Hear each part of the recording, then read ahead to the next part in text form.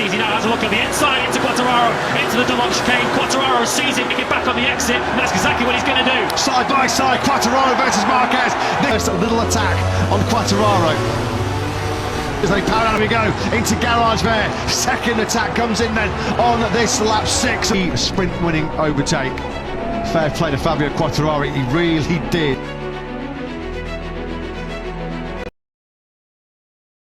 Marc Marquez sedang menjalani musim MotoGP 2025 dengan dominasi yang tak tertandingi. Setelah pindah ke tim pabrikan Ducati dan menunggangi Desmosedici GP25, ia langsung memimpin klasemen dengan stabilitas dan kecepatan yang menakjubkan. Namun pencapaian ini tidak sekedar hasil dari agresivitas di atas motor. Ada faktor tersembunyi yang justru menjadi pembeda utama Marquez dibanding para rivalnya, bahkan dibanding rekan setimnya sendiri, Pecco Bagnaia. Luigi Dall'Igna, General Manager Ducati Corse, secara terbuka mengungkap bahwa Marquez bukan hanya mengandalkan kemampuan balap, tapi juga kecerdasan teknis tingkat tinggi. Perannya dalam pengembangan motor tak ternilai terutama melalui feedback yang ia berikan lewat telemetri. Saya pikir dia sangat cermat dalam memberikan indikasi, ujar Dall'Igna. Indikasi yang dimaksud bukan sekedar keluhan atau komentar biasa. Marquez mampu menjelaskan dengan presisi apa yang ia rasakan saat mengendarai motor, dan bagaimana perasaan itu tercermin dalam angka-angka di sistem telemetri Ducati. Lalu ada teknisi, yang harus mendengarkan komentar pembalap dan mencoba melihatnya tercermin dalam telemetri. Karena kami adalah insinyur dan kami harus menghargai angka, bukan kata-kata, lanjut Dall'Igna. Pernyataan Dall'Igna ini menggambarkan betapa pentingnya komunikasi teknis antara pembalap dan tim. Dalam hal ini, Marquez dianggap jenius karena bisa mengartikulasikan sensasi lintasan dalam bahasa teknis yang dipahami insinyur. Proses ini krusial, karena data telemetri bukan hanya menjadi bahan evaluasi, tapi juga dasar utama pengembangan Desmosedici GP25 dari satu seri ke seri berikutnya. Bagi kami, penting untuk memahami apa yang disampaikan pengendara saat melihat telemetri. Hanya dengan cara ini kita dapat melangkah maju, ucap insinyur handal itu. Ini bukan hal yang mudah dilakukan semua pembalap. Banyak yang cepat di lintasan, tapi tidak mampu menyampaikan feedback teknis yang tajam dan bisa diolah oleh insinyur. Tapi Marquez adalah pengecualian. Saya sangat senang bisa bekerja sama dengan Marc. Dia adalah pembalap yang, selain sangat cepat, juga mampu memanfaatkan semua materi yang dimilikinya dengan baik, puji Dall'Igna dengan kagum. Dall'Igna menekankan bahwa kekuatan Marquez terletak pada efisiensi. Ia tahu kapan harus mengambil risiko, kapan harus menahan, dan bagaimana menggunakan kekuatan motor secara optimal baik saat balapan maupun selama sesi pengembangan. Tentu saja, musim ini tidak sepenuhnya mulus. Marquez mengalami 2 kecelakaan di GP Texas dan Jerez. Tapi bahkan dalam insiden itu, Dall'Igna tak menyalahkan gaya balapnya. Menurut pendapat saya, dia mengalami 2 kecelakaan yang lebih disebabkan oleh kurangnya kewaspadaan daripada kesalahan berkendara itu sendiri, jelas Dall'Igna. Artinya, faktor manusia masih punya ruang. Namun secara keseluruhan, performa Marquez tetap solid dan jadi fondasi kekuatan Ducati musim ini. Itulah sebabnya saya pikir kita dapat mengandalkannya untuk mencoba mencapai tujuan penting, ucapnya dengan optimis. Ducati jelas melihat Marquez sebagai salah satu pion utama mereka dalam mempertahankan supremasi di MotoGP. Apalagi ketika pembalap utama sebelumnya, Pecco Bagnaia, justru kesulitan menyesuaikan diri dengan karakter baru GP25. Pecco belum menemukan ritme terbaiknya. Masalah pada bagian depan motor terus menghantui, membuatnya kehilangan poin di Le Mans dan tertinggal 55 poin dari Marquez di klasemen. Padahal, secara data, Pecco punya akses penuh terhadap apa yang dilakukan Marc. Tapi memahami data dan menerapkannya secara efektif adalah 2 hal yang berbeda. Disinilah tampak keunggulan Marquez sebagai pembalap yang tak hanya cepat, tapi juga mampu membaca motor. Dall'Igna menambahkan, kami berupaya untuk dapat mencapai hal yang sama seperti yang dilakukan Pecco. Sebuah kalimat yang mencerminkan diplomasi, namun juga kenyataan bahwa Ducati sedang menyelaraskan 2 pendekatan, pengalaman teknis Marquez dan gaya balap khas Bagnaia. Yang menarik, sistem kerja Ducati kini mulai menyesuaikan diri dengan cara kerja Marquez. Tim lebih terbuka terhadap feedback berbasis intuisi yang dikonfirmasi lewat telemetri, bukan hanya mengikuti data mentah. Perubahan pendekatan ini bisa jadi tonggak baru dalam filosofi pengembangan Ducati. Marquez, tanpa disadari banyak orang, membawa cara pandang baru ke dalam sistem kerja tim dan hasilnya terlihat dari performa mereka sejauh ini. Tanpa banyak bicara, Marquez telah menunjukkan bahwa menjadi pembalap top bukan hanya soal podium, tapi soal bagaimana mengarahkan tim untuk bekerja lebih cerdas. Musim masih panjang, tapi Marc Marquez tampaknya sudah menjadi pusat gravitasi baru di dalam garasi Ducati. Bukan karena titel juara dunia masa lalu, tapi karena kontribusi teknis dan strategisnya yang nyata hari ini. Ketika Ducati mengumumkan kehadiran Marc Marquez sebagai pembalap pabrikan untuk musim MotoGP 2025, banyak yang mengira arah pengembangan motor akan berputar 180 derajat. Marc bukan pembalap biasa, ia adalah sosok yang mampu mengubah dinamika tim hanya dengan gaya balapnya. Namun, benarkah Desmosedici GP25 kini dibentuk sesuai keinginan Marquez?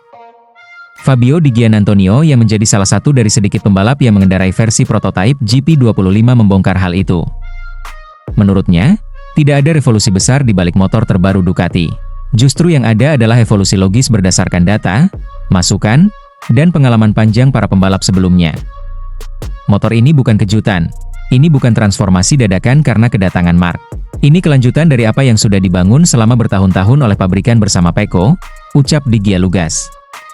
Ia menegaskan bahwa Desmosedici GP25 tetap mengandung DNA dari GP22, GP23, dan GP24. Hal yang membuatnya berbeda hanyalah adaptasi teknis yang terus diperbarui berdasarkan data lintasan. Namun satu hal yang membuat banyak orang keliru adalah kecepatan adaptasi Marquez. Dalam 2 hingga 3 seri, Marquez mampu menyesuaikan diri dengan motor yang sebenarnya masih baru untuknya. Tapi menurut Di Gia, itu bukan karena motornya dibuat spesial, melainkan karena Marquez sendiri memang pembalap luar biasa. Marc bisa cepat karena dia luar biasa. Dia cepat beradaptasi. Tapi itu tidak berarti kami semua harus balapan seperti dia. Setiap pembalap punya kekuatan sendiri, tambahnya. Dari sisi internal tim, Di Gia memberi gambaran menarik. Meskipun terdapat 2 jenis motor GP24 untuk Morbidelli dan GP25 untuk dirinya, tim tetap berbagi data dan tidak ada perlakuan istimewa untuk siapapun. Bahkan, dalam beberapa kasus, motor lama tampil lebih konsisten. Franco kadang lebih cepat, itu membuktikan bahwa ini bukan soal spek baru atau lama. Tapi bagaimana pembalap memahami motornya, kata Di Gia. Masalah terbesar GP25, menurut Di Gia, adalah pada fase awal balapan. Cengkeraman ban belakang kurang stabil, terutama di tikungan lambat. Itu menyebabkan hilangnya waktu penting, terutama saat start. Tapi begitu suhu ban naik, performa meningkat drastis. Kesulitan lain adalah pengereman. Di lintasan seperti Le Mans, di mana titik pengereman sangat menentukan, Di Gia masih belum bisa menekan dengan percaya diri. Namun ia tak melihat ini sebagai krisis. Kami tahu bagian mana yang perlu dikerjakan. Dan kami sudah punya arah yang jelas untuk Silverstone dan balapan berikutnya, tegasnya. Meski klasemen belum berpihak, Di Gia tetap yakin. Ia percaya bahwa bukan hanya pembalap tercepat yang menang di MotoGP, tetapi mereka yang bisa beradaptasi, belajar, dan terus berkembang. Kami bukan tim yang panik, kami tahu kualitas kami. Saya percaya 100% pada motor, tim, dan diri saya sendiri. Dan kami akan sampai ke podium dengan cara kami sendiri, tutupnya dengan optimisme tinggi. Dunia MotoGP kian menyajikan drama-drama yang semakin menarik untuk diikuti, dan kali ini kebangkitan dari pabrikan asal Jepang, yaitu Yamaha Monster Energy. Setelah 2 musim di dasar klasemen, 2 tahun tanpa podium, Yamaha sempat dianggap tamat, tapi kini, angin mulai berbalik arah. Fabio Quartararo kembali ke jalur podium, dan sang bos tim Massimo Meregali turun tangan langsung dengan strategi paling berani yang pernah diambil Yamaha dalam sejarah MotoGP, mengembangkan 2 mesin sekaligus. Bagaimana mereka menjalankan misi gila ini? Dan apa target mereka di tengah tekanan untuk mengejar kedikdayaan para pabrikan seperti Ducati? Musim 2025 membuka lembaran baru bagi tim Yamaha. Di saat publik mulai ragu, Yamaha tampil mengejutkan. Fabio Quartararo, sang juara dunia 2021, akhirnya kembali naik podium untuk pertama kalinya setelah 2022, dan 2 kali pole position secara beruntun di Jerez dan Le Mans hanya dari 6 seri pertama. Puncaknya, podium kedua di GP Spanyol. Quartararo memperlihatkan performa yang solid, agresif, dan penuh kepercayaan diri. Sebuah performa yang sudah 2 tahun tidak terlihat dari pembalap Prancis itu. Namun semua itu tidak datang secara ajaib. Di balik layar, Yamaha bekerja ekstra keras. Dan salah satu tokoh utama di balik transformasi ini adalah Massimo Meregali, tim direktur yang menjadi arsitek di balik strategi kebangkitan Yamaha. Apa yang dilakukan Yamaha bukan hal biasa. Mereka sedang mengembangkan 2 jenis mesin sekaligus. 1. Versi terbaru dari mesin inline 4 yang digunakan saat ini. 2. Mesin prototipe V4 yang benar-benar baru dan belum pernah dipakai Yamaha di ajang MotoGP. Mesin inline 4 Yamaha memang terkenal gesit dan mudah dikendarai, tetapi kalah dalam hal top speed dan akselerasi dibanding mesin V4 milik Ducati, KTM, dan Honda. Untuk itu, Yamaha mengambil langkah ekstrim, mengembangkan V4 versi mereka sendiri. Targetnya siap diturunkan pada musim 2026 setahun sebelum regulasi baru 850cc mulai berlaku di 2027. Kami melakukan pekerjaan ganda. Kami tidak hanya fokus pada motor musim ini, tetapi juga merancang masa depan. Kami belajar dari keduanya, ini adalah usaha luar biasa dari seluruh tim, ujar Meregali. Sementara itu, versi terbaru mesin inline 4 Yamaha juga dibawa ke GP Prancis. Mesin ini punya tenaga lebih besar, tetapi tetap mempertahankan karakter stabil dan mudah dikendalikan, sesuatu yang sangat disukai Quartararo. Spesifikasi baru ini lebih bertenaga, tanpa mengorbankan kontrol. Feeling pembalap kami sangat positif, terutama setelah uji coba di Jerez, lanjutnya. Meregali dan Yamaha tak hanya berpikir untuk menang hari ini. Mereka merancang masa depan. Dengan 2 jalur pengembangan berjalan bersamaan, Yamaha mencoba menjaga keseimbangan antara hasil cepat dan fondasi jangka panjang. Di musim ini, fokus tetap pada performa motor dengan mesin inline 4. Pengembangan dilakukan tidak hanya pada mesin, tapi juga pada elektronik dan aerodinamika. Pembaruan kecil tapi konsisten terus dilakukan, termasuk uji coba komponen baru di Misano. Di sisi lain, tim teknis Yamaha juga sibuk membangun dan menguji prototipe V4 mereka. Mesin ini belum turun ke lintasan balap, tapi progresnya sudah masuk tahap simulasi dan pengujian internal. Kami tidak ingin mengulang kesalahan. V4 ini bukan hanya untuk bersaing, tapi untuk menantang dominasi, ujar Meregali dengan tegas. Sementara Yamaha sedang membangun ulang pondasinya, para rival juga tak tinggal diam. Honda baru saja meraih kemenangan lewat Johann Zarco di GP Prancis, kemenangan dramatis di trek basah. Hasil ini menempatkan Honda di posisi kedua klasemen konstruktor dengan 85 poin. KTM menyusul di posisi ketiga dengan 76 poin. Yamaha di urutan keempat dengan 72 poin, dan Aprilia di posisi buncit dengan 65 poin. Namun ada satu fakta mencengangkan, Yamaha sudah mengumpulkan 52 poin lebih banyak hanya dalam 6 seri dibandingkan total poin sepanjang musim 2024. Ini menunjukkan bahwa mereka bukan hanya kembali kompetitif, tapi mulai membangun momentum nyata. Massimo Meregali bukan sosok yang suka tampil di kamera. Tapi tahun ini, ia berdiri paling depan. Ia mengambil tanggung jawab penuh atas proyek 2 mesin ini. Dalam dunia MotoGP, di mana satu kesalahan teknis bisa menghancurkan musim, keberanian Meregali untuk mengarahkan 2 proyek besar secara paralel patut diacungi jempol. Ia dikenal tenang, tak banyak bicara, tapi tegas. Ia mempercayai data, kerja tim, dan evaluasi berkelanjutan. Di musim 2025, peran Meregali menjadi lebih dari sekadar tim direktur. Ia adalah arsitek masa depan Yamaha. Fabio Quartararo kini berada di posisi yang lebih percaya diri. Ia kembali merasa punya motor yang bisa bertarung. Dalam beberapa wawancara, ia menyatakan bahwa mesin baru memberi sensasi berbeda, lebih agresif di trek lurus, namun tetap nyaman di tikungan. Jika progres ini terus berlanjut, Quartararo bisa kembali menjadi penantang gelar musim depan. Dan dengan debut mesin V4 Yamaha yang direncanakan di musim 2026, masa depan tampak menjanjikan.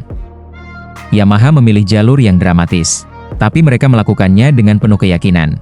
Proyek 2 mesin yang dipimpin oleh Massimo Meregali bukan hanya soal teknologi, tapi juga soal filosofi membangun kembali identitas Yamaha sebagai penantang sejati. Dan dengan Fabio Quartararo yang kembali kompetitif, ditambah mesin V4 yang sudah mengintip dari balik tirai, satu hal menjadi jelas, Yamaha belum selesai.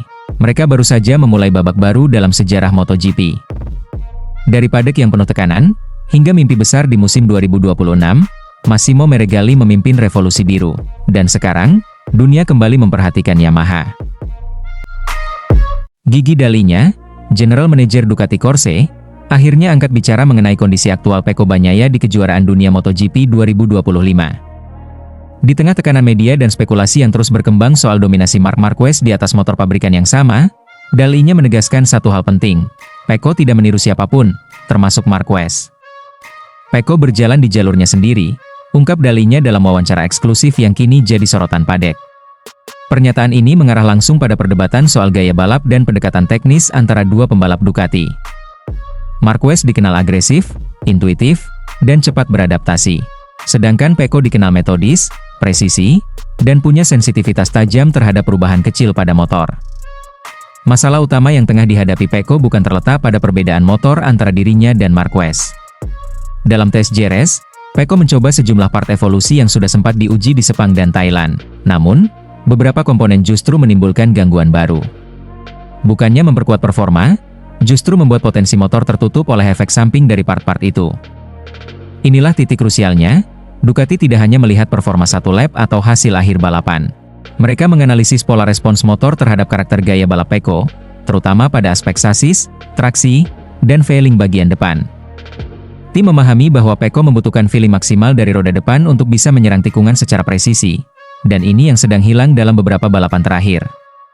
Pendekatan Pecco memang berbeda, alih-alih menyesuaikan diri terhadap motor secara ekstrim seperti yang dilakukan Marquez, ia menuntut motor yang bisa memberikan konsistensi dan kestabilan sepanjang balapan. Dalinya melihat ini sebagai kekuatan, bukan kelemahan. Dia tahu apa yang dia butuhkan, dan dia tidak gampang goyah meskipun ada tekanan dari luar, dia tetap konsisten pada arah pengembangannya. Lanjut dalinya. Di sisi lain, Ducati juga tidak mengabaikan data Marquez. Justru, mereka menjadikan perbedaan ini sebagai aset. Dengan dua pendekatan berbeda dari pembalap pabrikan, mereka bisa menilai efektivitas komponen baru lebih luas. Tapi, dalinya kembali menegaskan, Pecco bukan bayangan Marquez. Apa yang dipakai Mar tidak serta-merta digunakan Pecco, dan begitu pula sebaliknya. Khusus untuk Pecco, Ducati tengah fokus mengembangkan dua aspek penting, stabilitas bagian depan dan pengendalian pada fase akselerasi keluar tikungan. Ini didukung dengan modifikasi kecil pada distribusi bobot, pengaturan torsi mesin, serta revisi perangkat elektronik. Semua itu ditujukan untuk mengembalikan rasa percaya diri Pecco, terutama pada titik pengereman keras di mana ia biasanya unggul. Dalam GP mendatang, Ducati dijadwalkan membawa update lanjutan yang khusus disesuaikan untuk Pecco. Mereka akan mencoba sistem kontrol traksi dengan respons variabel berdasarkan sudut kemiringan, serta revisi pada geometri sasis bagian tengah. Ini diharapkan bisa mengembalikan ketajaman Pecco di fase mid-corner. Sementara itu, tekanan untuk mempertahankan gelar semakin besar. Tapi dalinya yakin, Pecco memiliki mentalitas juara dan pengalaman cukup untuk bangkit. Dia bukan tipe pembalap yang hancur karena 1-2 hasil buruk, justru dari situlah dia belajar dan berkembang. Tahun lalu pun dia membuktikan hal itu, ujar Dalikna. Dalam konteks musim 2025, di mana kompetisi makin padat dengan banyak pembalap kencang dari berbagai tim, kestabilan teknis dan mental adalah kunci. Ducati tahu, jika mereka bisa memberi Pecco alat yang tepat, dia akan kembali ke performa terbaiknya. Jorge Martin, juara dunia bertahan yang kini membalap di Aprilia. Ia adalah harapan besar bagi Aprilia. Dan sekarang muncul kabar yang membuat gempar seisi paddock, yaitu dengan keinginannya hengkang dari Aprilia. Musim 2025 baru berjalan beberapa seri, tapi drama besar sudah meledak di belakang layar. Martin, yang baru menandatangani kontrak 2 tahun dengan Aprilia, dikabarkan ingin keluar hanya beberapa bulan setelah debutnya. Bahkan sebelum benar-benar punya kesempatan membalap penuh 1 musim. Bahkan Martin juga hadir di Le Mans pada Jumat, 9 Mei 2025. Tapi kehadirannya jauh dari biasa.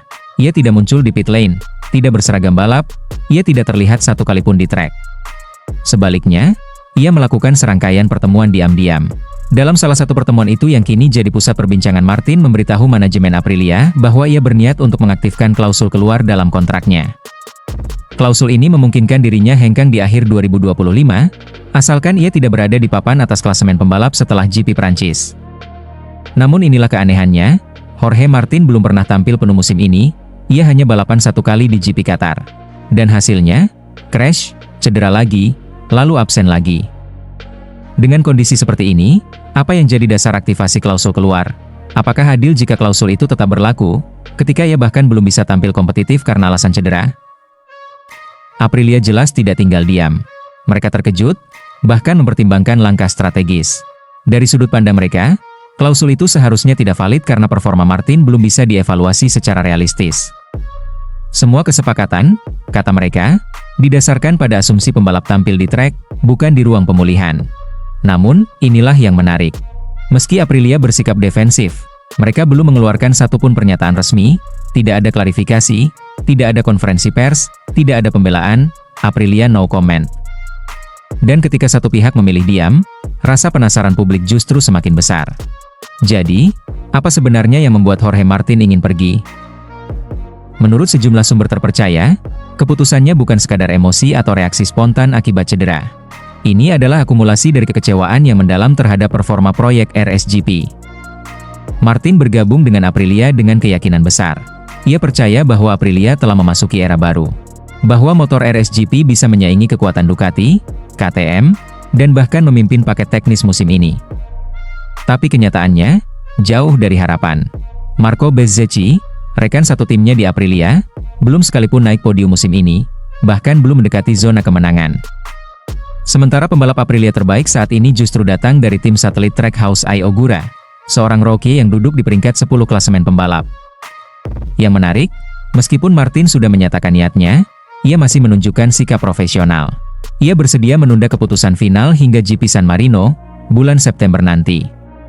Itu artinya, Aprilia masih punya waktu untuk membalikan keadaan. Tapi, apakah itu mungkin? Mari kita lihat realitanya. Performa motor tidak kompetitif, pembalap utama cedera, internal tim mulai tidak solid. Dan, di luar sana, pabrikan lain mungkin sedang mengamati dengan senyap menunggu momen tepat untuk merebut Martin. Jika Martin hengkang, Aprilia kehilangan bukan hanya pembalap tapi juga masa depan proyek yang mereka bangun dengan susah payah. Yang jadi pertanyaan sekarang bukan cuma, apakah Jorge Martin akan keluar? Tapi juga, apa yang sebenarnya terjadi di balik layar proyek Aprilia ini? Apakah ini hanya soal performa motor? Atau ada sesuatu yang lebih dalam, lebih personal, dan tidak pernah diumumkan ke publik? Dan satu hal lagi, mengapa Aprilia masih memilih diam hingga sekarang? Semuanya kini jadi misteri besar di paddock MotoGP. Dan seperti banyak drama besar di dunia balap, terkadang jawabannya tidak datang dari pernyataan resmi, tapi dari keputusan senyap di balik layar.